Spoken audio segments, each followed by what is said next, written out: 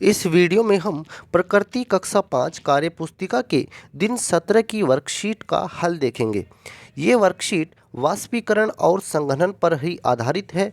देखते हैं पहले प्रश्न को, संघनन की क्रिया कब होती है? तो संघनन की क्रिया ठंडा करने पर गैस पदार्थ तरल में बदलता है तब होती है, यही इसका उत्तर है।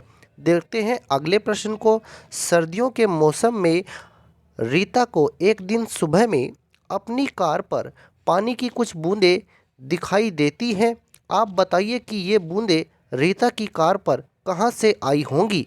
तो इस प्रश्न के उत्तर में आप लिखेंगे, रात में वायु में उपस्थित जल वाष्प ठंडा होने के बाद जल बूंदों में बदल गई है।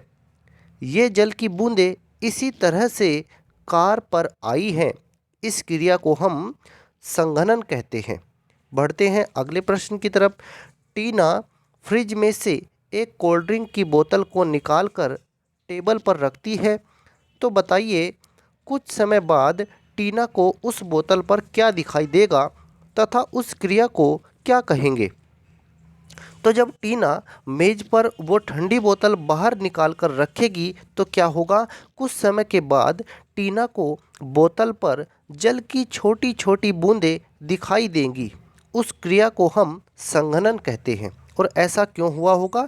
क्योंकि जो वायुमंडल में उपस्थित जलवाष्प है वो जब इस ठंडी बोतल के संपर्क में आएगी तो वो जल बूंदों में बदल जाएगी। ऐसा इसीलिए हुआ है। अब देखते हैं अगले प्रश्न को, टीना ने उस बोतल पर जो भी देखा है ऐसा क्यों हुआ है? इस प्रश्न के उत्तर में आप बताएंगे, वायु में उपस्थित जलवाष्प ठंडी बोतल के संपर्क में आकर ठंडी होकर जल बूंदों में बदल गई है। ऐसा इसीलिए हुआ है। अब देखते हैं हम अपने लास्ट प्रश्न को, वाष्पीकरण एवं संघनन में क्या अंतर है? उदाहरण सहित लिखिए। तो देखिए, द्रव का गर्म होकर वाष्प में बदलना ये तो होता है वाष्पीकरण, और वाष्प का ठंडा होकर द्रव में बदलना ये होता है संघनन। संघनन क्या होता है? वाष्प का ठंडा होकर द्रव में बदलना और द्रव का गर्म होकर वाष्प में बदलना, ये वाष्पीकरण है।